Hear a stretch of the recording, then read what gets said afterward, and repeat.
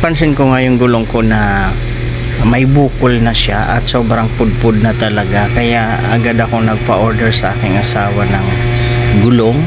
At sabi ko dapat medyo magandang klase naman, kasi nga 10 months mahigit pa lang yung aking gulong, talagang pudpud na dahil nga naman din sa napakalayo ng aking binabiyahe, Taguig to Carmona.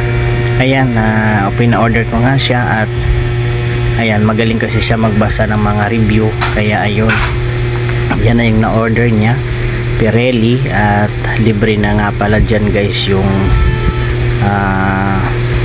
pito, at meron na ring tire sealant. Kaya ayan na nga, tinignan ko yan, Pirelli Angel, ayan, for scooter.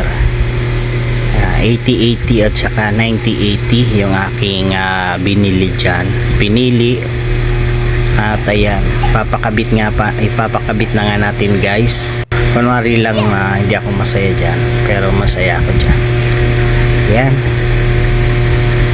bago magsimula yung taong 2025, ready na tayo na sa ating kapartner sa paghahanap buhay, kasi malayo nga, ginagamit natin siya na transportation natin araw-araw sa pagpasok sa trabaho, kaya dapat maganda rin ang quality, at syempre maganda rin yung maging performance. Dapat wala ng mga aberya na mangyayari sa atin sa kalsada, kaya ayun, iwas na rin sa mga vulcanize, ay lalo kung madaling araw ka umuwi, maabutan ka ng flat, mahirap na makahanap ng vulcanizing. Kaya ayan, hinanda ko na agad para ready na tayo sa 2025. Yung nakaraang gulong ko nga guys ay umabot lang siya ng 10 months mahigit, kaya sabi ko dapat mag-isang taon man lang yung gulong o more than.